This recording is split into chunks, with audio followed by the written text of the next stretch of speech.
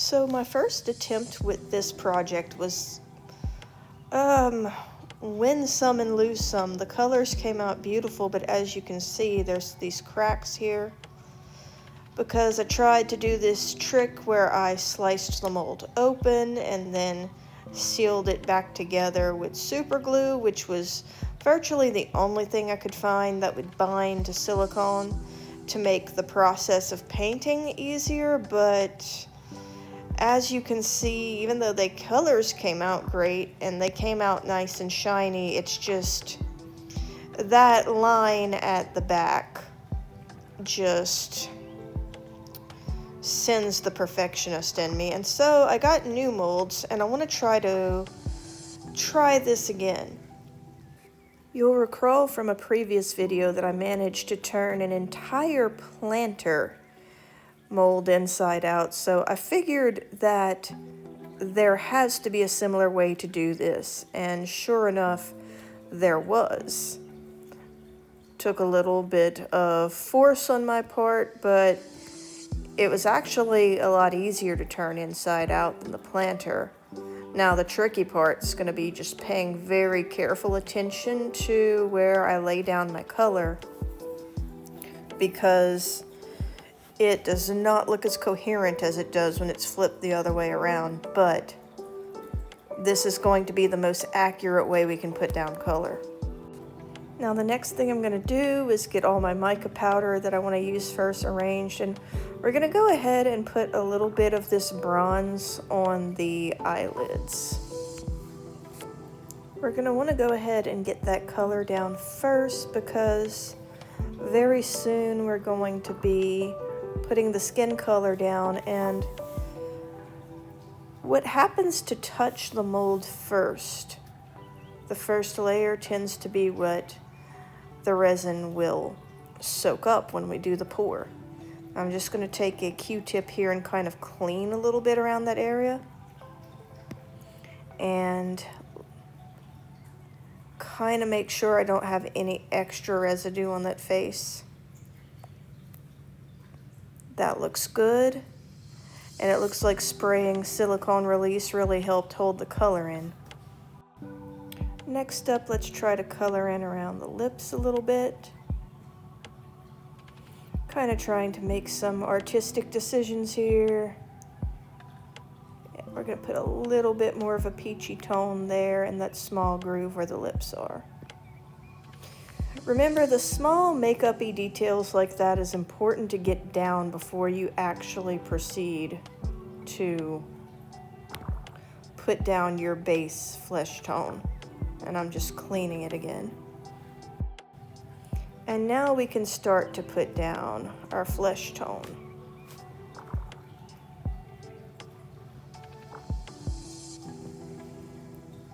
It's going to be a little bit shiny, but that's okay. The whole thing will be. It's kind of catching the glare of the camera a little bit there, I've noticed.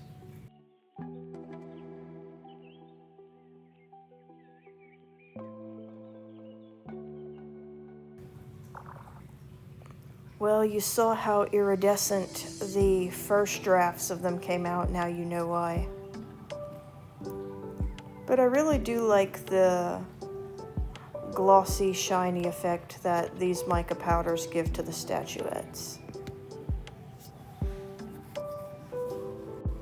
Now these holes here that I'm kind of looking for are going to be where the horns are. And I'm wanting to find them because anything that has a groove or a deep hole, you want to put mica powder in there first, so that when you go on top to color the actual hair, even if some falls in there, it won't matter as much because your base color is already down.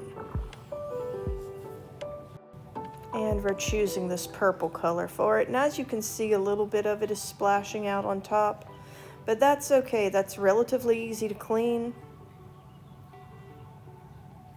Much, much easier to clean than if you get the mica powder color that you don't want down into the holes. So again, make sure you take care of this first. And I'm just going to flip it over real quick because I want to see how accurate I've been up until now, and it looks like everything is where I wanted it to go. The horns are where the horns should be, the eyes are where the eyes should be, the lips vice versa. And you can, that's a thing you can do. You can always flip the mold back over to its original side if you feel like you need to kind of double check what's going on. And if you have a previously made item of the same thing, then it's good to have it on hand, even if it's not one you think you're going to sell, because you can also use it as a kind of a guide to go by. And now I'm just going to feel out the skin. Again, it's very shiny in the places where the skin's supposed to go. As you can see, I've made a mess. That's okay. That's what alcohol wipes are for. Just making sure that it actually went where her arms are. And yes, I know when it's turned inside out, it's very hard to tell. And we're going to go ahead and use this pink here for the hair. Because why not? We have it handy. We should go ahead and make use of it.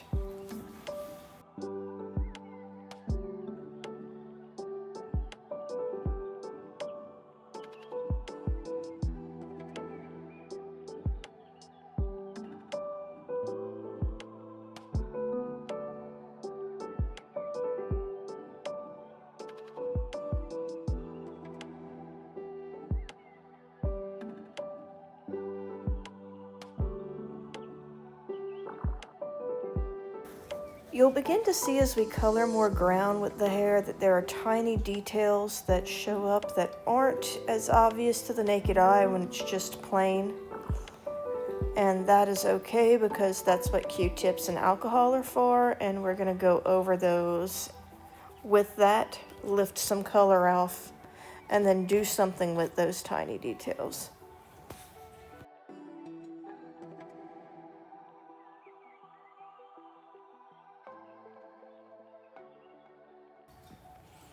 And now I'm just going to take this Q-tip and alcohol, and we're just going to swab that little part there, that little dip. Looks like it might be some pearls or some drops of water coming off the hair, but we're just going to swab it clean.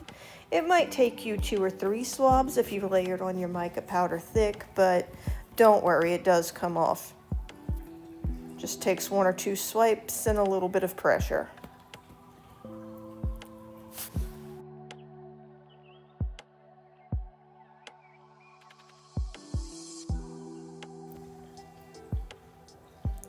I think I am going to treat this as if it were pearls, and I'm going to add a little bit of a touch of silver to those grooves. And see, with the pink out of the way, and with it still being slightly damp from the alcohol, the mold accepts that pretty easily. Now we're going to come up here, where it looks like this little hair clip is, and we're going to do the same.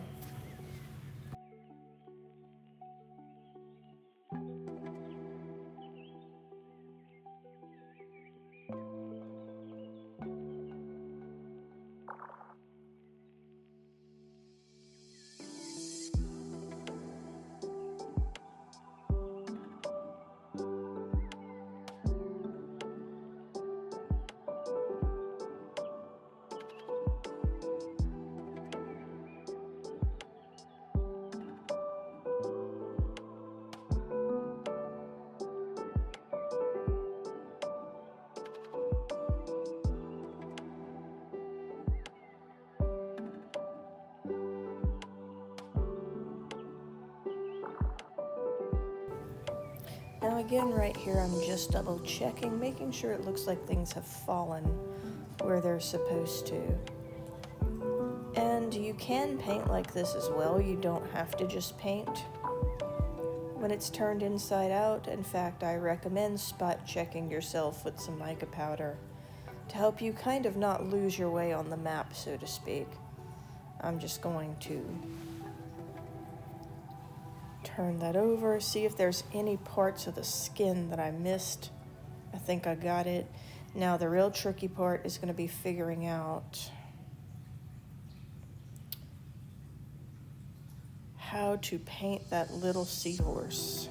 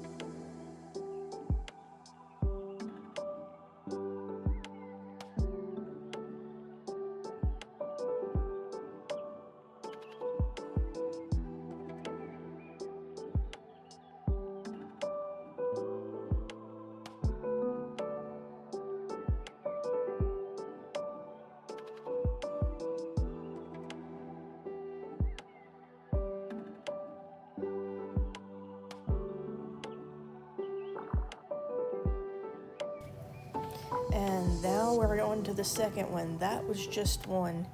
You do have to have a degree of patience to paint these tinier pieces, but I find myself coming back to these over and over again because they look like an alien blob when they're turned inside out, and it can be frustrating to figure out where everything goes, but it's just so satisfying when they all come together at the end. So we're going to start before, like we did with the first one with the flesh. And I started with the flesh and the arms first because I wanted to kind of have a map for where I am. But let me go ahead and get those eyes done. And as before, we're also going to put a little bit of extra color here on the lips. Once you've done the makeup, so to speak, you can go wild with the skin tone.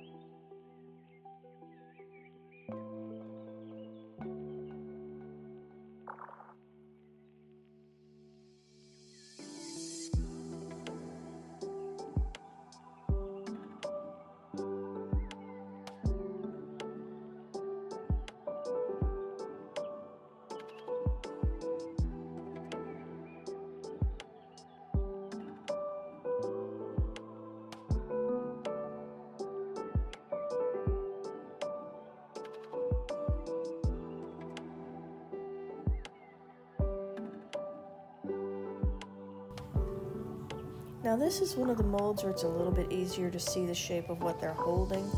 This purple I'm putting down is going to be where she is cradling a seashell.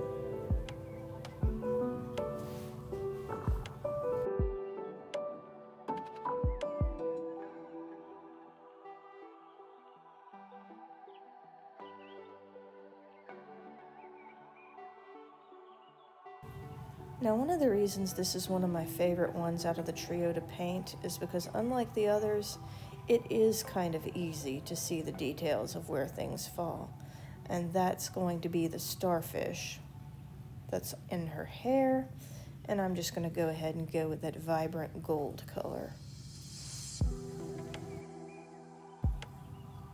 And now we're going to do our hair, and we're going to go with this kind of silver powdery blue. This is easily one of my favorite blues, and I think it's probably a mixture of more than one color that I mixed myself. And it's what I used on the last project too, so I think it's going to be really rewarding to see it come out in a finished project where it doesn't have that imperfection in the mold, because I'm using a totally different technique this time. We're not actually trying to reinvent the wheel here or take things apart. So I can't wait to see how that comes out in a pour.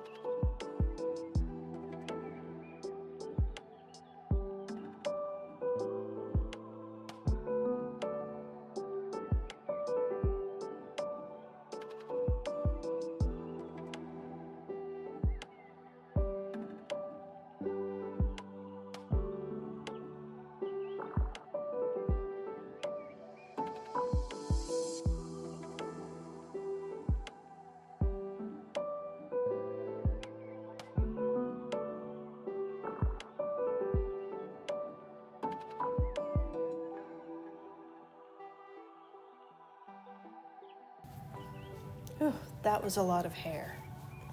As you can see, a lot of these little statuettes are mostly hair. It's just, the trick is really coloring in the fine details that aren't hair. But let's kind of spot check ourselves a little bit. I'm just gonna fill in some of the flesh.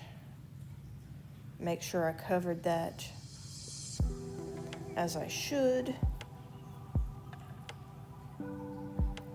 And again, you can flip things over if you kind of want to spot check yourself. That looks right. Just gonna add a little bit more here.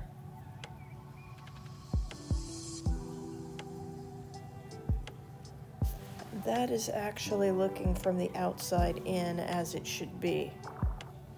Looks like the blue is where the blue goes, the skin's where the skin goes. We got our starfish, our shell. Perfect. Perfect. I'm excited to see how that comes. Now, number 3. I believe that's going to be this one, and that one's always a little bit aggravating to paint because of the way the hair just goes over the body, so you have to make sure that you don't get the two confused. But as we've done in the past ones, we're going to start with let's start with the holes this time. Let's just go ahead and get her horns or her fins, whichever it's going to be. I know it's going to be this bronze color I'm going to want, so let me go ahead and just get that done and out of the way so that we won't have to worry about any other color finding its way into that area that we don't want.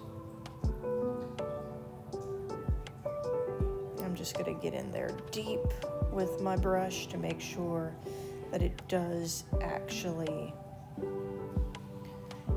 cover everything, because sometimes when you turn these things out, they don't always collapse all the way. You kind of have to push them a little. There we go. I swear, trying to paint these is kind of like trying to paint a deflated, deformed balloon. And the horn, because this one does have a horn, I'm going to make that gold. Now we've got that covered, we can go ahead and start putting that color on our eyelids.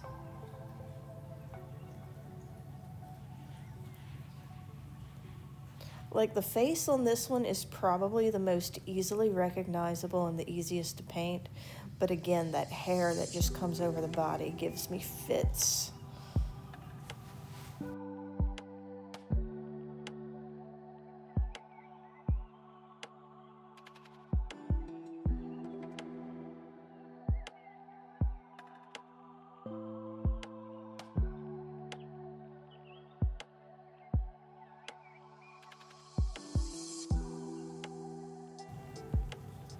I don't know if you guys can see this, and I've got this zoomed in as close as I can.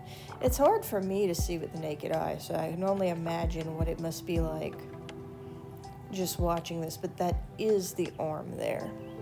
You can kind of make out the hand. I can see the fingers. And this here, I think, is gonna be her backside. And you can kind of see where the hair is just curling around that bust. And I'm gonna wipe some away because actually I just got some on the hair. Mica powder, sometimes despite your best efforts, even if you've sprayed your mold with silicone release, it wants to fly everywhere. So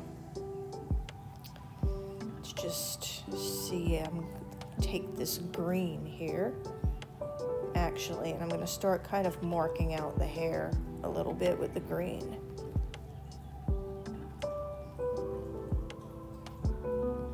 Sometimes the way I paint a little bit all over the place, and that's so that I can actually, with a mold that's clear like this, see what I'm doing.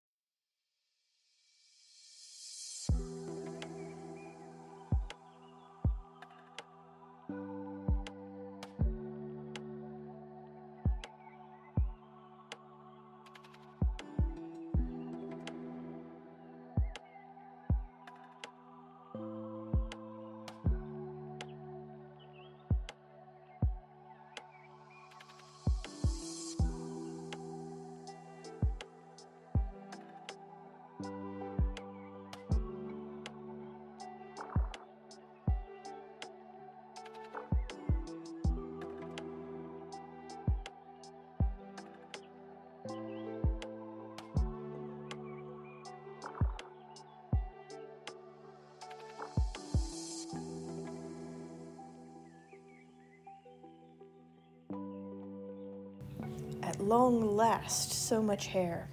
Let's turn it inside out. Kind of gonna fact check ourselves on this. Color check ourselves on this. That looked good. They all look good. And so now I'm ready to pour.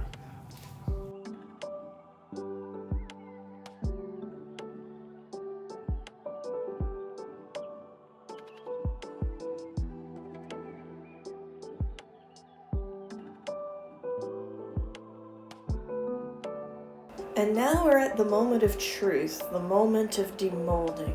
And I think I want to go ahead and do the one with blue hair because I was most anxious to see how that one had come out.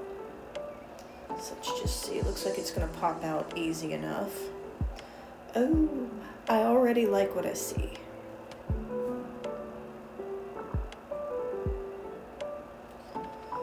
And there we go. Look at that, smooth, no line down the middle. Awesome. Oh, that came out great. I got a little bit of blue on the seashell, but I'm not gonna sweat about that too much. Not when everything else came out perfect. Very shiny, very nice. Really solid little knick-knack. So now that we've got her demolded, let's go ahead and put her off to the side here. And we'll go and do the pink-haired one next. Trying to find an opening at the... Oh wait, no, it's coming loose. We're not going to complain about that. And oh, she also came out very nice. The seahorse could have come out more gold, but I'll kind of know what to do for next time. Otherwise, though, it came out nice. Her horns came out very vibrant. Yeah, see, there's like an extra. It's hard to see where her hand begins and that seahorse starts, but it's still distinguishable enough that I like it.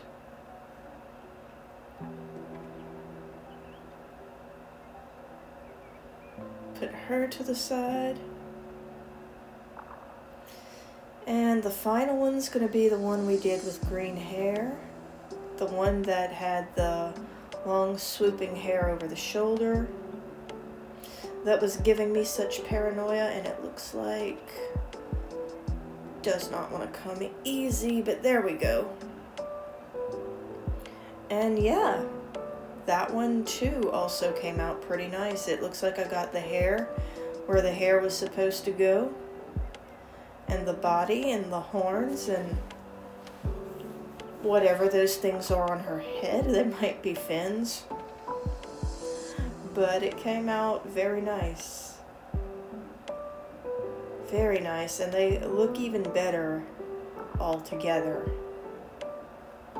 Very pleased with how it came out.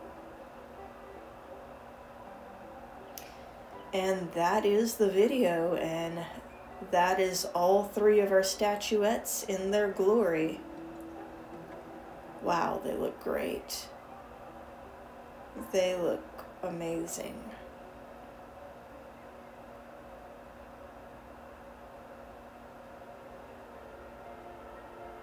This one is still my favorite though.